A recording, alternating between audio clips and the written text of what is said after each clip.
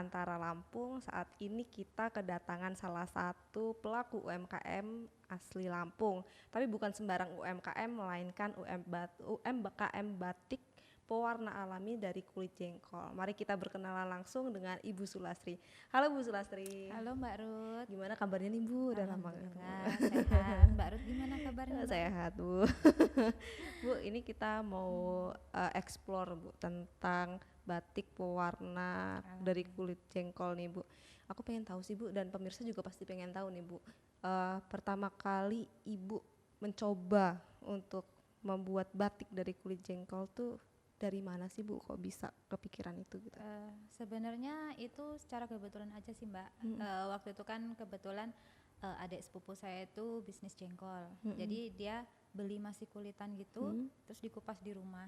Dan kebetulan waktu itu saya tuh sambil ngomong si dedek yang kecil main ke situ kan, terus lihat tumpukan kulit jengkol yang dibuang itu, secara nggak sengaja itu keinget kalau kulit jengkol sepertinya bisa buat pewarna batik. Jadi kan akhirnya saya bereksperimen aja sih, coba-coba. Saya ambillah kulit jengkol waktu itu kurang lebih 5 kilo lah. Saya rebus, dari situ saya mulai mencoba, saya praktekkan ke batik dan ternyata ya alhamdulillah warnanya kan bagus. Jadi dari situ saya perdalam lagi, maksudnya kan awalnya yang memang benar-benar saya tuh nggak tahu prosesnya, jadi hanya sekedar belajar garis besarnya saja gitu kan.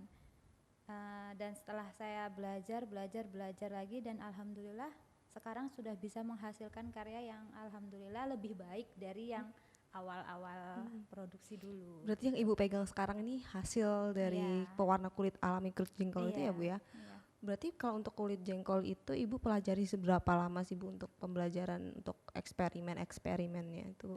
Bisa jadi kurang lebih 2 tahun lebih ya.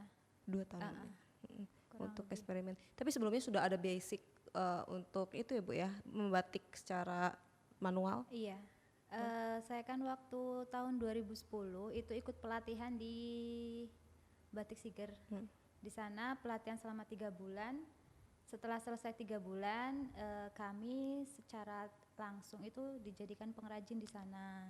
Jadi kurang lebih 7 atau 8 tahun saya jadi pengrajin di sana, dan akhirnya dapat dorongan dari pemilik Siger Batik itu sendiri bahwa ayo Mbak, kita itu berusaha untuk maju, untuk mandiri gitu kan, belajar buka usaha gitu. Awalnya saya tuh mengalami banyak keraguan ya. Di tengah keraguan saya itu kan seperti Bu Inah itu menegaskan, sekarang pertanyaannya Mbak itu mau atau tidak gitu kan. Seandainya Mbak memang mau, segala alasan itu bisa diatasi gitu kan. Ya saya mau Bu, ya sudah kalau memang Mbak mau, sekarang untuk masalah modal yang katanya nggak punya itu bisa diatasi. Setiap kali Mbak gajian upahan itu nyicil aja beli kain satu gitu kan. Nanti kalau kainnya sudah terkumpul agak banyak, Mbak udah siap kok untuk mandiri gitu kan. Ya sudah, saya ikuti apa kata Bu Una, dan alhamdulillah 2019 Agustus itu karena sudah memiliki modal kain yang agak lumayan, saya menemui Bu Una dan Bu, alhamdulillah saya kan sudah punya modal kain agak lumayan banyak, jadi saya sudah siap Bu untuk mandiri. Terus beliau sangat mendukung dan bahkan ya Mbak, ayo maju, pokoknya jangan pantang menyerah. Seandainya nanti Mbak ibaratnya penjualan masih belum bagus dan Mbak masih membutuhkan pemasukan, Mbak masih boleh menjadi pengrajin di sini sambil melanjutkan usaha Mbak yang mandiri sampai benar-benar pemasaran Mbak nanti sudah bagus. Jadi cara kayak bayi itu nyapihnya pelan-pelan gitu kan, nggak yang langsung dilepas gitu.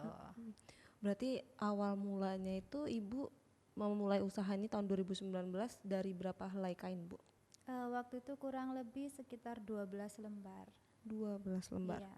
Itu ibu mengerjakan sendiri, Iya, belum dulu ada pekerja belum sama ada. sekali. Jadi dulu dari desain gambar awal, mencanting sampai pewarnaan itu masih saya kerjakan sendiri semua. Mm-mm.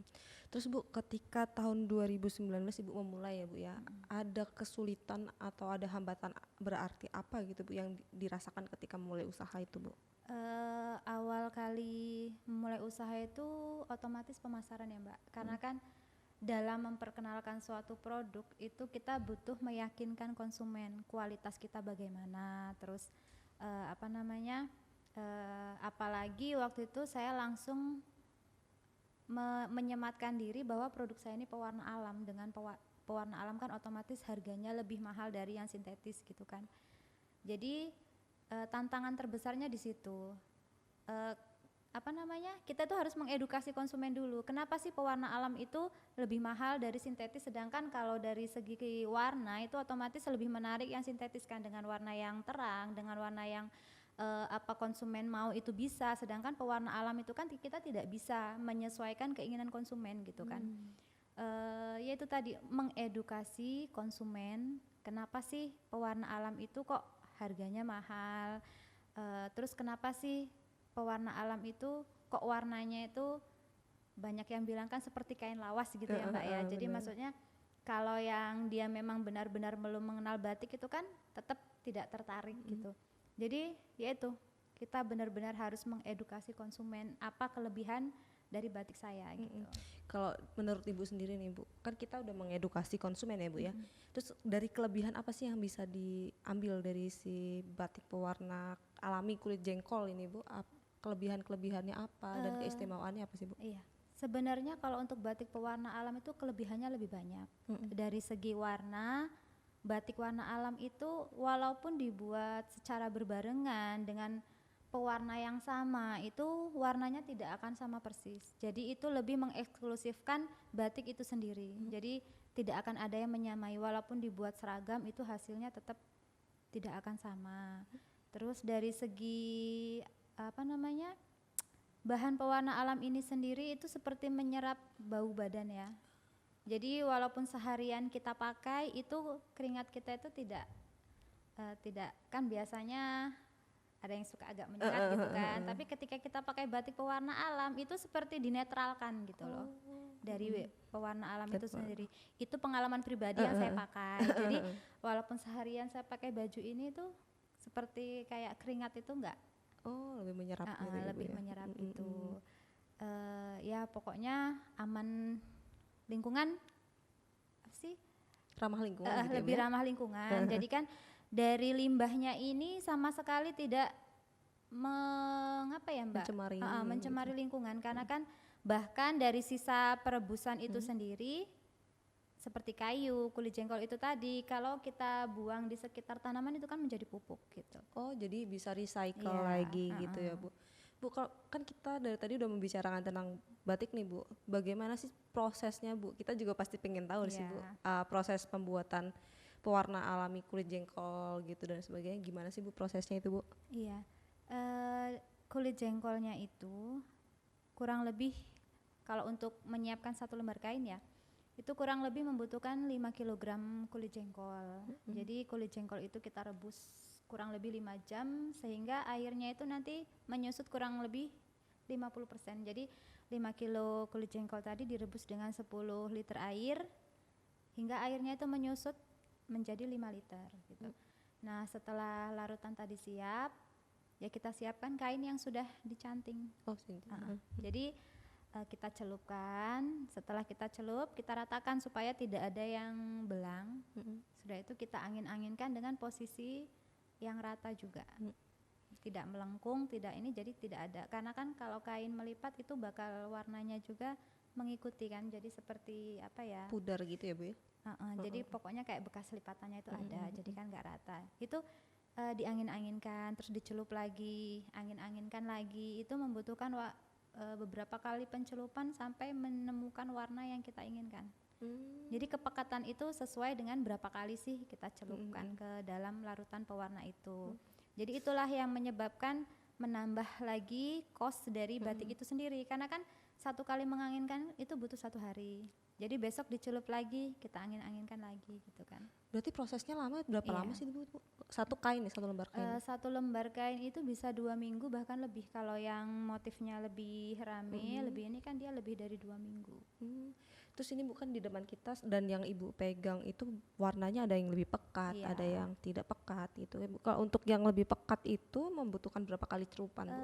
Bisa 10 sampai 15 kali 10 sampai pencelupan. 15 kali. Iya. Dalam untuk komposisi Yang sama. sama? Iya. Oh, oke oke. Terus untuk bahan bakunya sendiri Bu, memang Lampung kan memang banyak ya Bu ya Iya, untuk jengkol, tapi sudah makin banyak yang tidak menanam gitu. Iya. Untuk Ibu sendiri ada kesulitannya nggak untuk bahan bakunya gitu Bu? Kalau untuk sekarang sih memang agak sulit ya, karena kalau dulu itu pengepul membeli itu sudah masih ada kulit, sedangkan sekarang pengepul menerima yang sudah dikupas, otomatis kita mencari kulitnya itu langsung dari petaninya. Dan sekarang petani jengkol itu adanya di pelosok. Jadi Bu harus ke sana gitu ya Bu? Iya, jadi kadang kita tanya aja sih sama teman ya, maksudnya di mana sih lokasi yang ada kulit jengkolnya gitu kan. Jadi nanti teman ngasih tahu, Mbak ambil di sana gitu kan. Oh, berarti lewat jejaring Iya, teman-teman UMKM iya. lainnya gitu ya Iya. Bu ya? Tetangga juga. Berarti Ibu kalau misalkan ketika mencari bahan baku kulit jengkol itu membutuhkan waktu kayak misalkan hari Senin misalnya mencari bahan baku, harus hari selanjutnya untuk processing gitu atau bisa random gitu Bu? Kalau untuk waktu kita nggak bisa mengatur jadwal, karena kan ya namanya kita apa ya mengumpulkan sampah. Jadi kan ya pokoknya kapan ada sampah ya itu kita ambil. Jadi memang kita nggak ada jadwal khusus. Jadi begitu ada sampah langsung kita eksekusi semua, kita rebus langsung disimpan aja di jerigen-jerigen gitu, terus kita garam biar warnanya itu tahan lama gitu kan. Karena kalau kita simpan kulit jengkol kering itu menghasilkan warnanya beda hasilnya dengan kalau kita merebus waktu masih basah. Oh ada perbedaan-perbedaan Iya, ada untuk itu ya, Bu? perbedaan. Terus Bu ketika Ibu kan kadang dapat banyak banget ya Bu Iya. untuk pesanan-pesanan, itu kira-kira Ibu menghabiskan berapa banyak kulit jengkol? Pernah sih sampai 50 kilo. Sampai 50 kilo. Iya. Untuk berapa kain itu Bu? 50 kilo itu kisaran paling sekitar 10 atau 15 potong. 10 sampai 15 potong ya Bu ya? Iya. Dengan jangka waktu satu kain Iya, dua karena kan minggu. ya itu tadi proses pencelupannya berbeda-beda kan, ada yang 10, ada yang 15 gitu kan. Jadi ya kisarannya segitu sih. Bu, kan kita tadi ngomongin masalah pewarnanya ya Bu, warna alami. Tapi batik itu nggak bisa lepas dari motif. Iya. Kalau batik Ibu ini motifnya seperti apa sih Bu? Bisa diceritain nggak sih Bu? Kalau batik saya kan memang sebenarnya motif Lampung. Cuman kan kembali lagi kita itu mengikuti selera pasar. Kebetulan saya itu banyak menemukan konsumen yang begini, Mbak coba sih Mbak buat batik Lampung tapi yang nggak monoton gitu kan. Karena kan kebanyakan kalau saya lihat batik Lampung itu hanya bisa dipakai di kantor atau apa resmi gitu kan. Akhirnya saya mengadopsi, maksudnya kita lihat kalau batik Jawa itu kan fleksibel ya. Maksudnya batik Jawa itu dibuat ke kantor bisa, pesta bisa, bahkan acara-acara santai bisa. Jadi bukan berarti kita terus menjiplak gitu, enggak sih, tapi kita pelajari apa sih yang membuat batik Jawa itu dipakai itu bisa fleksibel gitu aja sih. Nah kita lihat kan kalau batik Jawa itu main isen ya Mbak. Jadi dari isen-isennya itulah yang membuat dia lebih elegan, lebih ini, tapi dibawa kemana aja bisa gitu kan. Jadi akhirnya kita pakai juga gitu Mbak. Seperti ini, walaupun dia motif Lampung tapi kan dilihat itu nggak kaku ya. Jadi kita tetap ada khas Lampungnya karena Lampung itu kan lebih ininya ke kopi. Iya. Oh Paling jadi ada gitu-gitu motif-motif untuk misalnya komoditas unggulan Iya, Lampung. komoditas unggulan Lampung, ada kopi, ada cengkeh gitu kan. Tapi ya itu tadi kita mainkan dengan isen-isennya tadi. Isen-isen itu cantingan yang kecil-kecil yang untuk menghiasi gambar utama gitu ya Mbak. Nah dari situ kan jadi batiknya itu kelihatan nggak terlalu kaku. Iya, dan aku lihat sih ada sedikit lagi yang menjadi ciri khas ibu nih di motifnya. Iya. Ada rekah-rekahan itu ya bu ya? Iya, motif remekan namanya. Itu apa sih bu itu bu? Itu sebenarnya ya motif apa ya? Jadi seluruh kain ini kita tutup sama malam, terus malamnya tuh diremuk aja. Oh jadi Makanya jadi motif baru jadi ya bu? kayak motif apa namanya abstrak gitu Iya ya. benar-benar. Jadi dia nggak ada bentuk. Jadi segmentasi ibu ini batiknya bisa dipakai bukan hanya untuk acara Iya, formal ya bu ya? iya. Berarti bisa untuk Santai bisa. berarti konsumen juga udah banyak dong bu ya menerima untuk produk-produk ibu ini. Ya alhamdulillah sih sudah banyak. Kan tadi kita udah lihat-lihat ya bu ya tentang bagaimana prosesnya, bagaimana penerimaan konsumen dan juga bagaimana ketika ibu memulai usaha. Nah ini kan ada pandemi COVID ya, Iya. Bu ya. Itu ketika tahun 2019 ibu baru memulai usaha, lalu tahun 2020 ternyata ada pandemi. Iya. Itu ibu gimana itu? Apakah ada permasalahan atau terdampak atau bagaimana ibu? Itu menurut saya memang perjuangan yang berat ya. Ibaratnya seperti tanaman yang baru mulai tumbuh kena kemarau gitu kan. Jadi yang memang benar-benar kita tuh harus tahan banting Mbak. Jadi kita ikut bazar, sedangkan apa namanya seperti pekerja kantor yang masuk sekitar paling 25% gitu kan. Jadi saya gunakan kesempatan bazar itu sambil masuk ke kantor gitu kan. Saya perkenalkan produk saya gitu. Apa namanya? Kalau nggak suasana bazar kan sepertinya ya tetap ditutup ya Mbak. Kantor itu menerima apa namanya pengunjung karena memang benar-benar waktu itu PSBB kan bulan Maret ya Mbak. Jadi baru berjalan 6 bulan langsung ada COVID itu. Jadi memang benar-benar apa ya? Ya pokoknya berat, memang berat. Cuman alhamdulillah setelah selesai PSBB itu kan bulan Juni. Nah, new normal ya Mbak. Nah, itu dari bazar itu sudah mulai, maksudnya ibu-ibu yang ini kan udah ramai. Jadi alhamdulillah ibaratnya udah mulai ada pembeli walaupun belum banyak gitu kan. Ya, tapi ya itu terus harus sambil masuk ke kantor gitu. Kalau kita mengandalkan bazar aja ya nggak ada hasilnya pada saat itu. Ada nggak sih Bu, ibu beralih menggunakan digitalisasi gitu Bu, Iya. ketika penjualan ada udah mulai ke situ belum sih Bu waktu? Iya kan ya itu ya karena memang pandemi itu benar-benar menghantam UMKM. Jadi pemerintah itu memang benar-benar mengalihkan pemasaran itu lewat digital. Jadi diadakan berbagai macam pelatihan untuk digital marketing dan ya alhamdulillah saya kan diikut sertakan gitu kan. Jadi di situ diajarkan bagaimana caranya kita memakai sosial media. Saya kan nih benar-benar orang awam yang gimana ya? Ibaratnya megang HP aja baru tahun 2016 gitu kan. Jadi ya memang benar-benar saya tuh nggak tahu fungsinya HP itu, taunya pokoknya zaman dulu masih SMS, telepon biasa gitu. Jadi kalau yang begitu kan memang saya tuh nggak tahu. Nah jadi saya tadinya itu kan merasa jualan ya udah kita posting aja gitu kan. Dari digital marketing itu kita tahu bahwa setiap apa namanya sosial media itu ada caranya gitu loh. Bagaimana buat menarik pembeli, terus bagaimana caranya kita apa sih namanya memberi konten ya tentang produk kita gitu kan. Yang tadinya merasa apa sih nggak ada yang ini, pengikut aja nggak nambah-nambah gitu kan. Ternyata begitu mengikuti pelatihan digital marketing itu ada triknya supaya pengikut kita itu bisa nambah gitu kan. Jadi oh ternyata karena kitanya yang belum tahu gitu kan. Jadi ya alhamdulillah kan begitu bisa memakai Instagram kita dapat pembeli dari Instagram gitu kan.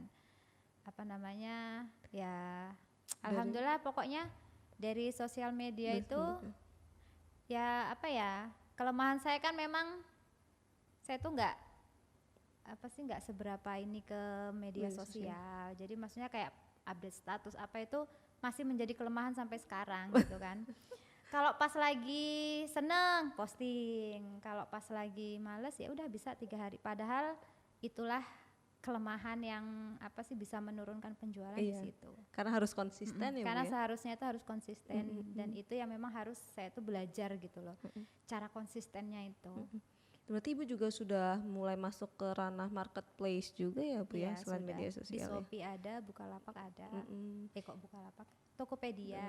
Oh, Bu, terus ketika melakukan penjualan melalui digital itu tadi Bu, Ibu mendapatkan keuntungan atau dampak yang baik nggak sih Bu ketika memanfaatkan itu gitu Bu? Ya alhamdulillah dampaknya ada sih Mbak. Karena kan awalnya misalnya konsumen saya 1 orang nih dari IG, tapi konsumen itu memberitahukan lagi ke temennya gitu loh. Jadi apa ya, kalau orang Jawa bilang itu gebuk tular ya Mas ya. Ya, Mbak. Jadi dari teman yang satu nanti dia nyeritain lagi gitu kan. Jadi kan alhamdulillah pengikut kita juga bisa Makin nambah. Yang penting prinsipnya satu Mbak, apa yang kita deskripsikan, apa yang kita foto itu memang sesuai dengan kenyataan. Jadi seandainya ya namanya batik kan buatan tangan ya Mbak, kadang ada cacat sedikit atau apa, ya itu kita jelaskan gitu loh. Jadi begitu barang diterima oleh konsumen, konsumen itu nggak kecewa karena memang apa yang kita infokan itu emang sesuai gitu loh dengan kenyataan. Jadi salah satu ini ya Bu ya, salah satu kiatnya berarti selain memanfaatkan digitalisasi tapi juga menyediakan produk yang sesuai dengan sesuai apa dengan yang apa ada yang gitu ada. ya Bu ya. Terus Bu, ketika pandemi itu Bu, Ibu kan sudah mulai bangkit nih ya Bu ya. Ibu ada nggak sih mentransfer informasi ataupun mentransfer ilmu ke teman-teman yang lainnya yang saat itu terpuruk gitu Bu? Paling hanya sharing-sharing aja ya Mbak, karena kan kalau saya tuh merasa saya tuh belum apa-apa. Jadi kalau misalnya untuk bisa dibilang memberitahu itu ya belum pantas juga kan, karena saya juga memang masih tumbuh gitu loh. Jadi paling hanya sharing aja ke teman gitu kan. Tapi saya lebih sharing itu ke teman yang memang mereka udah lama gitu loh. Maksudnya usaha mereka itu sudah di atas 6 tahun. Jadi ketika saya itu jatuh, saya itu ngedown, mereka menyemangati karena kan mereka sudah merasakan apa yang saya rasakan gitu kan. Jadi mereka memberi semangat, Mbak, namanya Mbak masuk di tahap 2 tahun. Itu memang keadaannya begini. Jadi mereka itu memotivasi kan, maksudnya saya pernah merasakan itu dan caranya begini loh gitu. Jadi kan kita bisa mengantisipasi kita sendiri gitu. Oh iya, ternyata ini sebuah proses. Jadi saya harus bisa gitu. Nah, Bu, berarti kalau selama pandemi ini juga dengan adanya batik yang masih produksi terus ini Bu, berarti untuk pekerja-pekerjanya Ibu apakah menyerap dari warga sekitar atau bagaimana? Iya. Awalnya yang saya serap itu keluarga terlebih dahulu. Maksudnya karena kan kalau keluarga itu lebih ke toleransi ya Mbak. Maksudnya mereka masih mengerti keadaan kita itu seperti apa. Jadi keuangan kita bagaimana mereka kan mengerti. Jadi yang tidak, kalau orang lain kan terkadang ya waktunya ini pokoknya harus ada gitu. Sedangkan kalau keluarga kan lebih paham. Jadi misalnya kita belum ada, oh iya besok nggak apa-apa gitu. Cuman alhamdulillah dengan berjalannya waktu tetangga sekitar itu banyak yang tertarik untuk ikut belajar membatik gitu kan. Ya alhamdulillah sedikit bisa saya terima dan alhamdulillah sekarang kan sudah mencapai 15 orang. Yang awalnya saya sendiri sekarang sudah 15 orang. Berarti Ibu ikut serta membantu membuka lapangan kerja sekitar ya Bu? Alhamdulillah, mudah-mudahan. Lalu Bu, ketika pandemi ini omset penjualan ataupun kain yang terjual itu semakin banyakkah atau ada perbedaan dari sebelumnya gitu? Alhamdulillah kalau menurut saya peningkatannya banyak ya Mbak. Apalagi setelah PPKM kemarin itu memang mengalami bisa dibilang ledakan ya. Ya pokoknya alhamdulillah. Banyak ya Bu ya? Alhamdulillah banyak. Daripada tahun-tahun sebelumnya ya Bu ya? Karena gini Mbak, mungkin kalau orang lain merasakan dampak buruk ya pandemi ini. Tapi kalau saya justru merasa saya lebih cepat gitu naiknya. Karena memang saya itu kan dari awal belum pernah merasakan penjualan yang banyak. Ini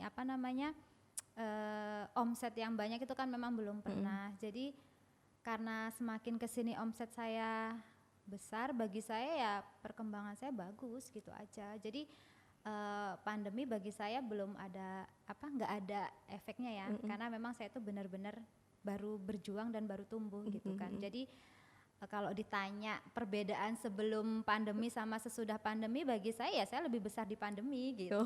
Malah dapat rezeki ketika pandemi dapat gitu rezeki ya, Bu, ketika pandemi, karena di saat orang lain di rumah, maksudnya berhenti mereka untuk pemasaran, saya di situ gencar-gencarnya maju gitu. Berarti dengan usaha dan kerja keras Ibu jadi bisa bertahan ya, Bu ya. Bu, kalau misalnya ada pesan-pesan gak sih, Bu, untuk teman-teman UMKM lain? Seperti yang kita tahu kan tidak semua UMKM mampu bertahan gitu ya, Bu ya. Ada gak sih, Bu, pesan-pesan ke teman-teman yang lain nih, Bu, supaya ayo kita bangkit bersama gitu? Paling pesannya cuman selalu berpikir positif. Terus kita itu nggak boleh menyerah dengan keadaan, karena sesulit apapun keadaan sekarang itu pasti bakal ada kok masa kemudahan untuk kita gitu kan. Di balik setiap setiap masalah itu pasti ada jalan keluar. Di setiap kesusahan itu pasti ada kemudahan. Jadi nggak mungkin Allah itu ngasih kita masalah terus bermasalah, itu kan nggak mungkin, pasti ada titik penyelesaiannya gitu. Dan dibalik pokoknya di saat kita benar-benar jatuh, itu nanti bakal Allah kasih balasan yang lebih indah dari sebelumnya gitu aja sudah. Benar. Lalu, Bu, ini ketika Ibu sudah melaksanakan semua itu, sudah mulai bangkit lagi, Bu bisa berjuang, Ibu akan terus nggak, Bu, memperkenalkan ini kan jadi salah satu budaya ya, Bu, budaya dan kearifan lokal gitu ya, Bu ya, untuk bentuk batiknya dan lain sebagainya. Ibu akan terus membawa citra, oh ini batik Lampung gitu nggak, Bu? Iya. Tujuan saya ini kan memang Mbak, saya tuh pengennya batik Lampung itu bisa sejajar loh dengan batik Jawa, karena kan memang kiblat batik Indonesia itu kan ada Jawa gitu kan. Jadi ayo sih kita sejajarkan dari segi kualitas gitu kan. Jadi nanti begitu bisa go internasional. Jadi ya batik Lampung itu udah sama kok sama batik Jawa gitu aja sih. Jadi itu salah satu mimpi Ibu ya, Bu ya, untuk mimpi saya bisa membawa batik Lampung itu go internasional gitu. Hebat nih, Bu nih. Walaupun dengan keterbatasan kemampuan saya gitu kan, tapi kan dalam setiap waktunya ya kita itu selalu belajar karena nggak mungkin kok kita itu nggak bisa kalau kita nggak belajar gitu. Benar banget, Bu. Setelah kita berbincang dengan Ibu Sulastri, ternyata kita mendapatkan beberapa pesan yang sangat baik nih. Salah satunya bagaimana cara kita mencintai lingkungan, yaitu dengan memanfaatkan sampah kulit jengkol untuk membentuk ini salah satu batik Lampung yang berasal dari pewarna kulit jengkol. Lalu kita juga belajar bagaimana mencintai produk-produk lokal. Sekarang kita ingin sih dengar bagaimana pesan-pesan dari Bu Sulastri untuk pemirsa Antara. Mari kita pakai batik Lampung yang diproduksi oleh masyarakat Lampung sendiri, di mana dalam memakai satu lembar kain ini kita sudah menghidupi 3 keluarga, karena batik tulis itu dalam satu lembar kain ini dari mendesain, mencanting, bahkan mewarnai itu membutuhkan 3 tenaga kerja. Jadi semakin banyak kita menggunakan batik, maka akan semakin meningkatkan tingkat ekonomi pengrajin batik itu sendiri, di mana pengrajin batik itu mayoritas itu ibu rumah tangga yang ingin membantu mencukupi kebutuhan keluarga. Wah, ini pesannya sangat amat mendalam ya bagi pemirsa. Bu Sulastri, terima kasih. Terima kasih banyak loh ini Bu Sulastri sudah membagi pesan dan juga bagaimana kiat-kiat kita bisa terus bangkit di tengah pandemi dan mencintai produk-produk lokal. Baik pemirsa Antara, saat ini sesi pertama kita bersama Bu Sulastri telah usai. Mungkin di kemudian hari kita bisa bertemu lagi dengan beragam inspirasi yang didapat dari para narasumber yang ada di podcast Antara Lampung. Terima kasih.